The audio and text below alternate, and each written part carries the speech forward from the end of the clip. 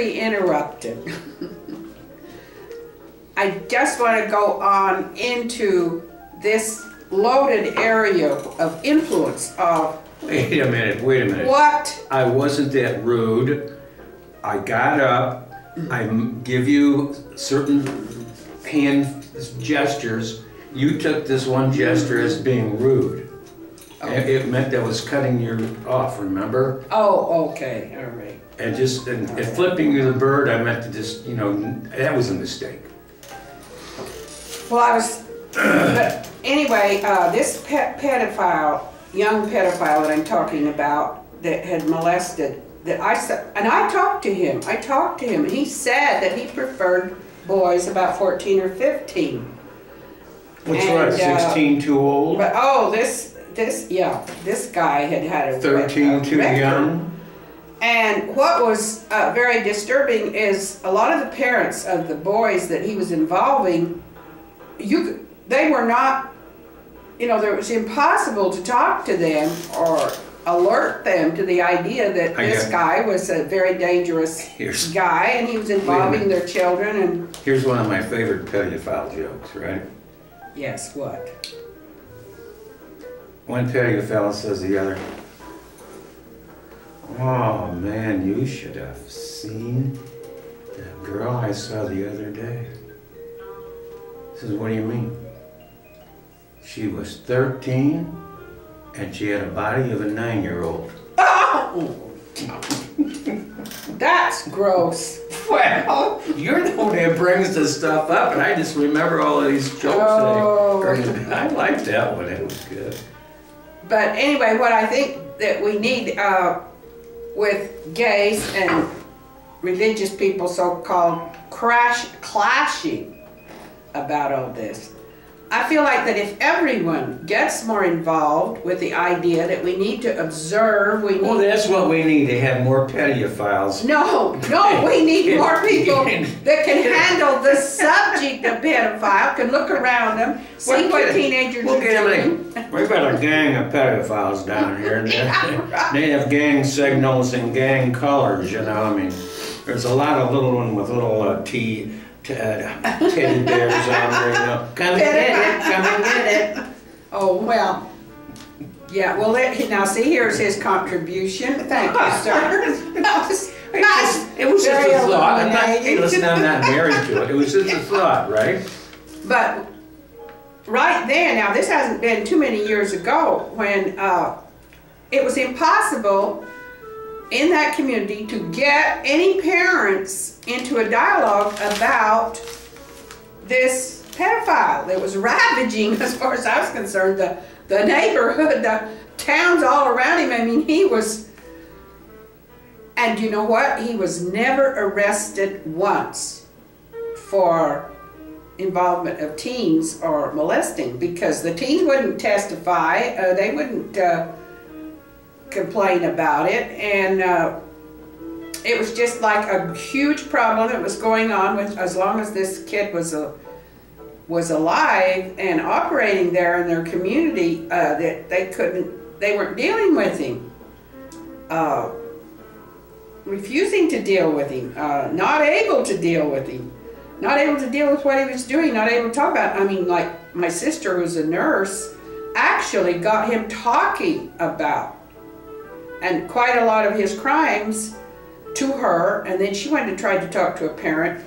The parent took a shot at the guy, and then that, of course, infuriated him because he thought he almost got killed. So then he threatened her, and as far as I know, I think that You mean if somebody takes a shot at you, that's not a criminal activity? Right. Well, this was the parents' response to her trying to talk to him. That could be a felony if they really get serious about it.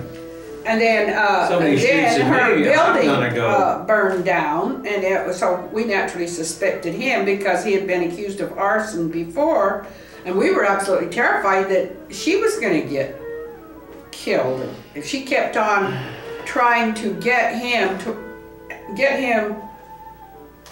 the parents more aware so they could charge him some way that he'd get into prison. And he naturally didn't want to go to prison. So there you were. It's just like it stopped right there. That nobody ever dealt with this in any significant way. The parents didn't. And I thought, now, we aren't, and it just seems like right now, our dialogue about this is almost stopped completely because there's just like the attitude, well, we accept this, we accept, and you don't know what you're accepting. You don't know if you're accepting people who are too interested in the young. You don't know what, you're not observing it close enough. You're not getting aware enough. So that's my sole purpose in trying to talk more about this.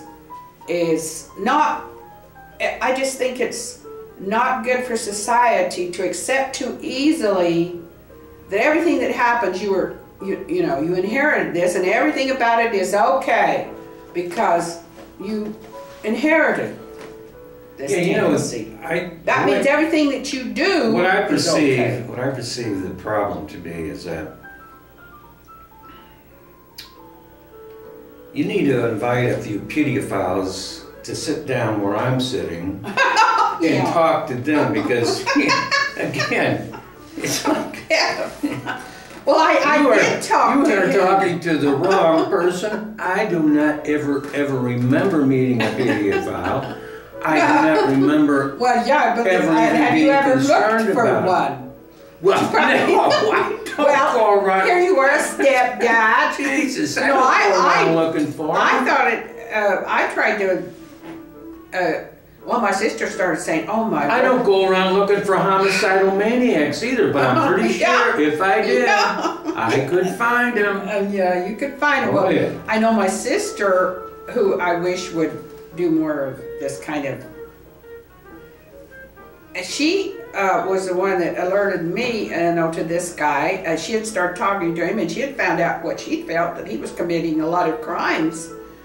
And she didn't know what to do about it, but he had confided in her, and that created a problem too, because she was kind of like a therapist, you might say a therapist, but at the same time, she had the information of his criminal behavior because he was telling her.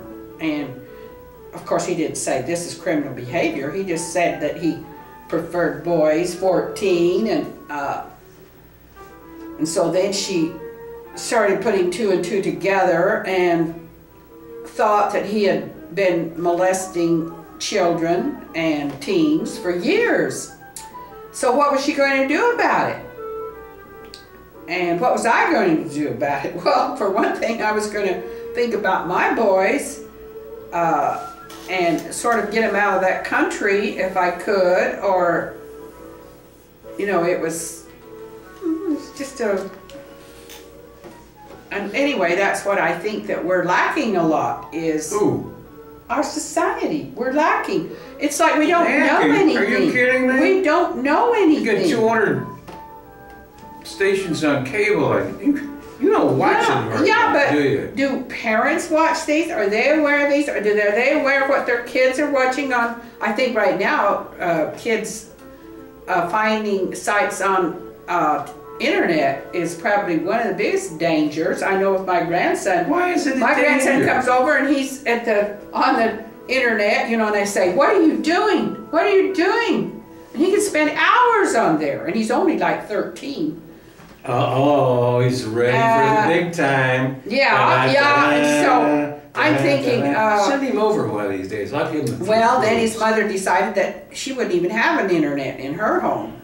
And then she didn't want his dad, they're separated, she didn't want his dad to let him go on the internet. But he could come over to Grandma's house and go on the internet. I thought they were divorced. Well, they're separated. They haven't actually got the divorce yet. But she has children. You separated for how many years before you get a divorce? Well, she couldn't afford it. She got other things to take care of. And now her husband's been laid off, so it's going to be a long time before they get a divorce. But anyway, here... How many years do you have to be separated before you get a divorce? Nowadays, people don't run out and get divorces like they used to.